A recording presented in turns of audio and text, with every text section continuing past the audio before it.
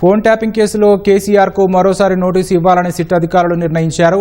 ఇక మరిన్ని వివరాలు మా ప్రతినిధి నాగార్జున ప్రత్యక్ష ప్రసారం ద్వారా అందిస్తారు. ముఖ్యమంత్రి కేసీఆర్ కి మరొకసారి సిట్ నోటీసులు జారీ చేసేందుకు సిద్దమైంది. నందినగర్లోని ఆయన నివాసంలోనే ఈ నోటీసులు ఇవ్వనట్లుగా తెలుస్తుంది. మరికొద్దిసేపట్లో ఈ నోటీసులు ఆయనకి అందజేయనున్నారు. నిన్న ఆల్రెడీ ఒకసారి నోటీసులు జారీ చేశారు. ఆయనకి ఈ రోజు విచారణకు రమ్మని నిన్న ఆ నోటీసులో పేర్కొన్నారు మధ్యాహ్నం 3 గంటలకి. కానీ ఆయన ఒక రిప్లై కూడా ఇచ్చారు. విచారణకి ఈ రోజు విచారణకు హాజరు కాలేనని, మరొక డేట్ ని ఫిక్స్ చేయాలని, మున్సిపల్కి సంబంధించిన ఎన్నికల నామినేషన్లు ఉంది కాబట్టి సో తనకి అక్కడ వేరొక డేట్ ఫిక్స్ చేయాలని చెప్పేసి ఆయన రిక్వెస్ట్ చేశారు. దాంతో పాటుగా మరొక రిక్వెస్ట్ కూడా ఆయన చేయడం జరిగింది. ఆయన నందినగర్లో కాకుండా ఆయన ఉన్నటువంటి ఫామ్ హౌస్, ఎర్రవల్లిలో ఉన్నటువంటి ఫామ్ హౌస్ లో ఆయన విచారణ చేయాలని చెప్పేసి ఆయన చెప్పారు. దాంతో పాటుగా నోటీసులు కూడా అక్కడికే పంపాలని చెప్పారు. కానీ ఈ అభ్యర్థులన్నింటినీ కూడా పోలీసులు తిరస్కరించారు.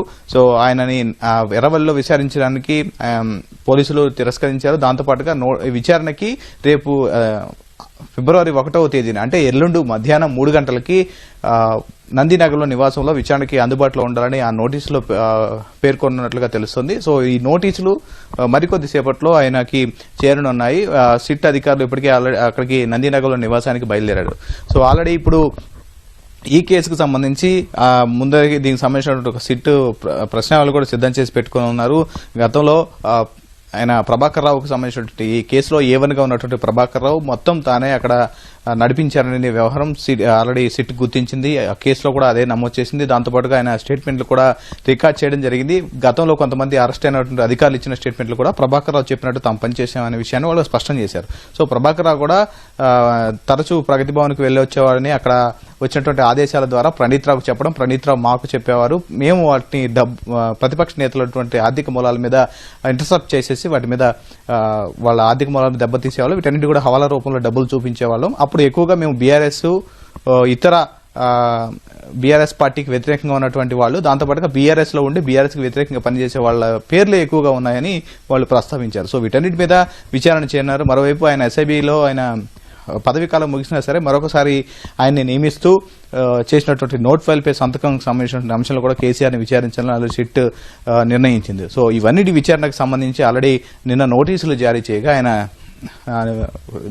ఈరోజు హాజరు కావాలని చెప్పారు. సో ఫిబ్రవరి 1వ తేదీన అంటే ఎల్లుండు ఆదివారం రోజున మధ్యాహ్నం 3 గంటలకి నందినగర్లోని నివాసంలో విచారణకి హాజరవ్వాలని ఆ నోటీసులో పేర్కొన్నారు. సో ఈ నోటీసులు అధికారికంగా మరికొంతసేపట్లో కేసీఆర్ కి అందనున్నాయి. సో నందినగర్లో ఆల్రెడీ అక్కడ మొత్తం ఇంటి దగ్గర లైట్లన్నీ ఆఫ్ చేసి ఉన్నాయి. దాదాపు అక్కడ ఎవరూ అందుబాటులో లేనట్టుగా తెలుస్తుంది.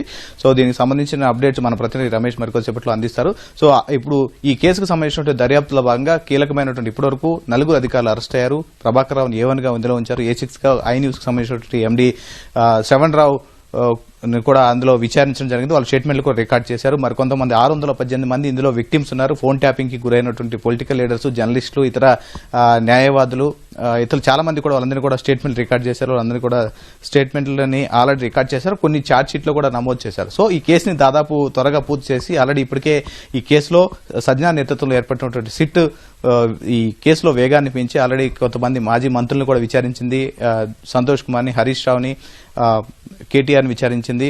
తర్వాత ఎమ్మెల్సీ నవీన్ రావును కూడా విచారించడం జరిగింది. సో ఈ కేసులో ఇప్పుడు కీలకంగా కేసీఆర్ విచారణ చాలా కీలకంగా మారింది. ఆయన ఏమి విషయాల మీద ప్రశ్నిస్తారనేది చాలా ఉత్కంఠగా మారింది. ఆల్రెడీ వాళ్ళు కన్ఫెషన్ స్టేట్మెంట్ లో ఇచ్చినటువంటి వివరాల ఆధారంగా ఈ విచారణ అంతా కొనసాగే అవకాశం కనిపిస్తుంది. దాంతోపాటుగా ప్రభాకర్ రావు పునర్నియామకంకు సంబంధించినటువంటి వ్యవహారం కూడా కేసీఆర్ ని ప్రశ్నించనున్నారు.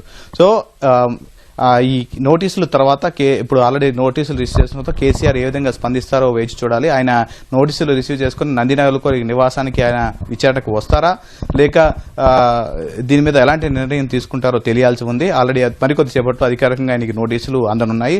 ప్రస్తుతానికైతే నందినగర్ నివాసం వద్ద ఎవరు అందుబాటులో లేనట్టుగా తెలుస్తోంది. సో ఇది ఈ కేసుకు సంబంధించినట్టు ప్రస్తుతం కేసీఆర్ కి నోటీసులు జారీ చేసిన అంశానికి సంబంధించి తాజా అప్డేట్. Oh to you.